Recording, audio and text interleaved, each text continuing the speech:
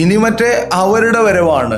ഇന്ത്യയിലെ തെരുവോരങ്ങളിൽ പട്ടിണി കിടന്ന് മരിക്കുന്ന മനുഷ്യരെ കുറിച്ചോ തൊപ്പി വെച്ചതിന്റെയും ബീഫ് തിന്നതിന്റെയും പേരിൽ കൊല്ലപ്പെട്ട മനുഷ്യരെ ചിന്തിച്ചോ ഫലസ്തീൻ മണ്ണിൽ പിറന്നു വീഴും മുന്നേ മരിച്ചൊടുങ്ങേണ്ടി വന്ന മനുഷ്യരെ ആലോചിച്ചോ തുളുമ്പാത്ത കണ്ണുകൾ ഇനി പോത്തിനെയും ആടിനെയും കോഴിയെയും അറക്കുന്നതിന്റെ പേരിൽ കരയും.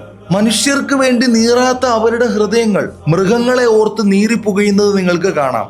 ബലിപെരുന്നാൾ ത്യാഗത്തിന്റെയും സമർപ്പണത്തിന്റെയും സന്ദേശമാണത്.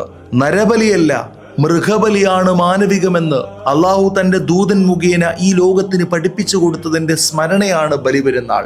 ലോകത്തിന്റെ വിവിധ ഭാഗങ്ങളിൽ അക്രമങ്ങളേറ്റും ദുരന്തങ്ങളിലും കഴിയുന്നവർ, ഫലസ്തീനിലെയും പഹൽഗാമിലെയും നിരപരാധികൾ, ഉറ്റവരും ഉടയവരും നഷ്ടപ്പെട്ട അനേകം മനുഷ്യർ, ആ മനുഷ്യരോടൊപ്പം ചേർന്ന് നിൽക്കുക എന്നതാണ് ബലിപെരുന്നാളിന്റെ സന്ദേശം. മനുഷ്യരെ ബലി കൊടുക്കുന്ന ഭീകരന്മാർക്കൊപ്പമല്ല, മനുഷ്യരെ ചേർത്ത് പിടിക്കുന്ന മനുഷ്യർക്കൊപ്പമാവട്ടെ നമ്മുടെ പെരുന്നാൾ.